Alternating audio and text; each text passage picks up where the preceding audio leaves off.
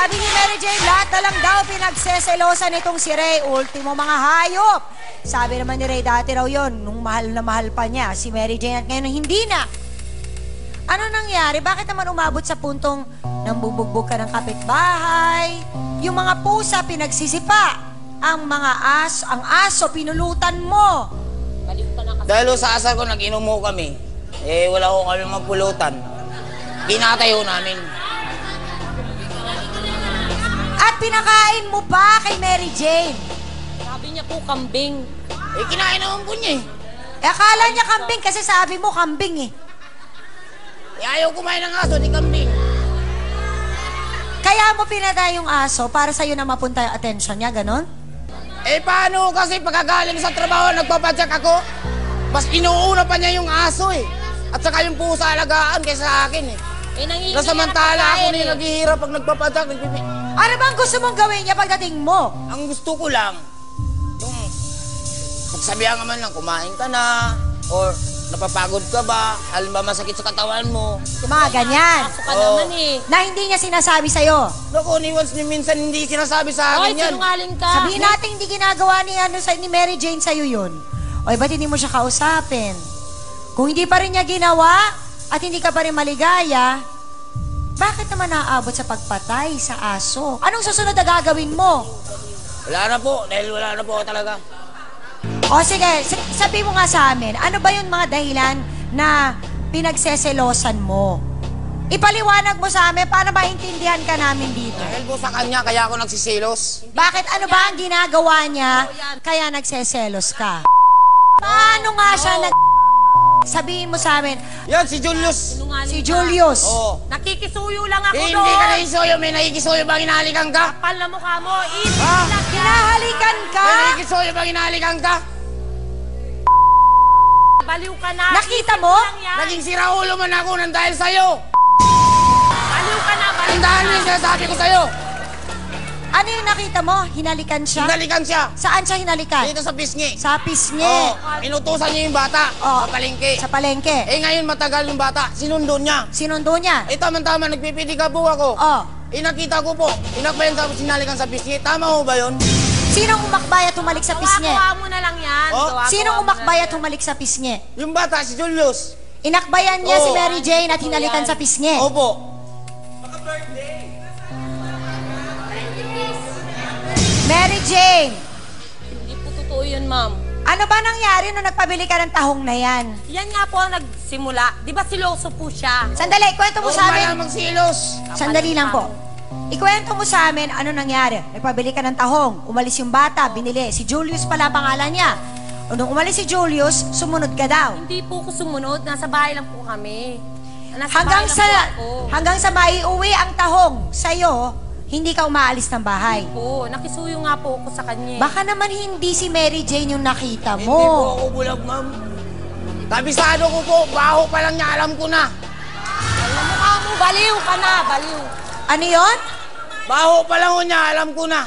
Kitang-kita ko po, ma'am. Bakit naman gano'n ka magsalita? Hindi, ma'am. Kitang-kita May ko talaga. pinagsamahan kayo. Hindi nga po, ma'am. Parang kay bango mo. Hindi po. O, eto na. Hindi lang si Julius. Ano yung kwento dun sa pinsan? Eh po kasi, nung time na yon, tinanong ko sa kanila kung nasaan si Mary Jane. Oh. Inililihim nila sa akin. Eto ba'y hiwalay na kayo ni Mary Jane ito? Hindi pa po. Yung Hindi pa time na kayo? yun. Hindi pa kayo hiwalay Oo. nito? So pumunta ka doon, hinahanap mo si Mary Oo. Jane.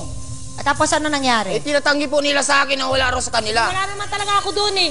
Huwag kang magsinungaling. Wala po. Nung lumabas, doon ko na po, Sinungaling ka. inano yung pinsan niyan, yung ano, Sinungaling.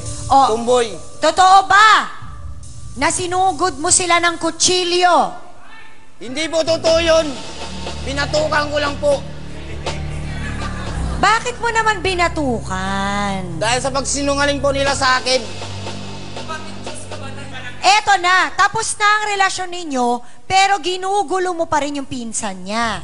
Sa ngayon, hindi na ako nanggugulo. Sinungaling ka, nanggugulo ka pa rin sa akin. Ayoko na nga sa'yo eh.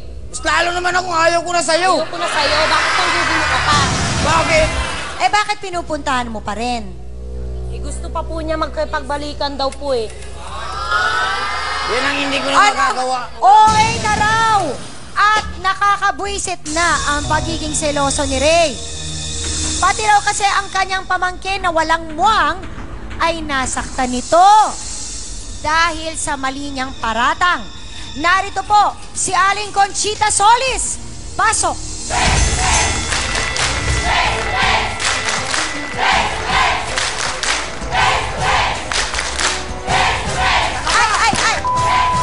Uy! Nako, nananakit talaga itong si Ray. Aling Conchita, ano ang atraso ni Ray sa inyo? Paano inutusan ni Mary Jane yung pamangkin ko? Si Julius. Julius. Inutusan lang sa may palengke. Tapos bigla niya sinuntok. Paano ba si Ray dun sa inyong barangay? Ano bang nangyayari doon? Ayun nga. Ayan, tapos nagkaan pa doon. Eto man, Singgero po kasi yan. lasinggero number 1.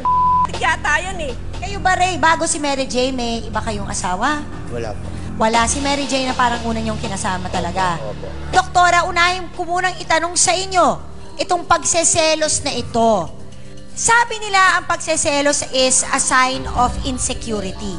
So, mababang self-esteem. Pero di ba sa mga relasyon, lalo na yung mga bago, yung iba parang, uy, nagseselos, uy, nagje-jelly de Belen, ganyan. Pero doktor, merong bang healthy na selos? Remember, ang selos is an emotion. Pero it's an extreme emotion na sobrang negative ang dating. Itong nangyayari para maintindihan natin kung ito ay yung selos na healthy, meron tayong yung regular na selos, pero meron tayong tinatawag na morbid jealousy or yung tinatawag nating Othello syndrome. Okay, what's an Othello syndrome? Ito yung Othello syndrome, ito yung parang mga sinyales na sobrang pagsiselos na pag titignan mo yung ebidensya kung bakit siya nagsiselos, napaka-insignificant, hindi talaga totoo, o kaya naman kahit na sino at bagay ay pwedeng pagselosan. So ngayon, pag yung ganyan, maaring ito ay kaya nga sinabing syndrome kasi yung nangyayari dito kay Ray ay maaaring hindi pa talaga disorder or bahagi ng isang disorder. Pero tandaan natin, Mang Ray, na itong ginagawa mong pagsiselos ay sobra-sobrang hindi po maganda sa inyong kaisipan. Kahit na sa ibahagi at isalarawan dito ni Ray na ganito ang nakita niya, maaaring ito hindi katotohanan. So kung ganito ang mangyayari, ito na yung talagang kinakailangan na mag-seek ng professional help ang isang taong nagkakaroon ng ganitong klaseng kaisipan. Maraming salamat, doktora. Talagang normal naman ang magselos ang nangyayari sa atin yan. Kung anong gagawin mo dun sa pagseselos na yon ang importante. Yun ang question. Hans, ano kaya ang boto ng ating mga sawsawera? Ateng, curious din akong makita. Nako dahil eto na nga, hindi na sila actually magkasama, pero ang dahilan nga ng kanilang paghihiwalay ang sinasabing sobrang pagsiselos nitong si Kuya Ray. Kaya lumayo na at actually nagtago pa si Ate Mary Jane. Sa tingin nyo ba may dahilan siya para gawin yon? Meron nga bang panganib kung sakasakaling siya ay nanatili sa relasyong yun? Patingin nga sa inyong mga boto.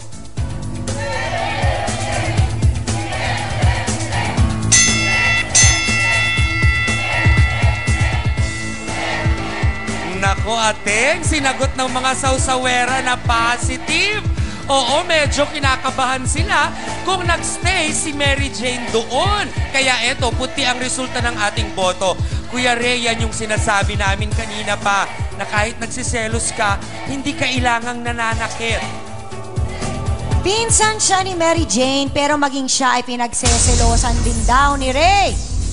Kausapin nga natin itong si Jennifer Desalia. Pasok!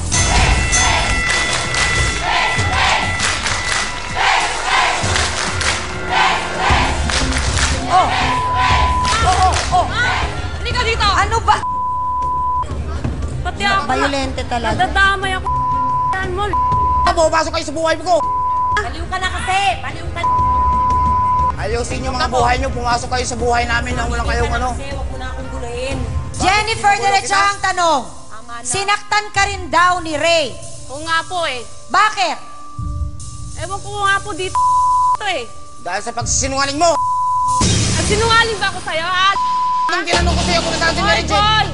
Kung ayaw na sa'yo ng pinsan ko, Pagseselos nga kaya ang dahilan ng pananakit nitong kay Ray kay Jennifer. Ano bang pagsisinungaling ang sinasabi tong si Ray? Ay, alamin natin yan sa pagbabalik ng...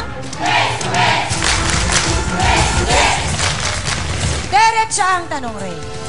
Totoo bang nagseselos ka rin talaga kay Ricky? Hindi po. Uy, oh. Raymond Casinillo, through the effort of this program, we've learned a lot of things and we can use it as guidelines to our daily lives. Kahit mapa-Afghanistan Kandahar airfield man, bida pa rin ang Pinoy. Salamat sa face-to-face program. Kahit mag-rocket attack man minsan, hindi na ako magtatago sa bunker dahil nakatitig pa rin ako sa face-to-face. Face to face!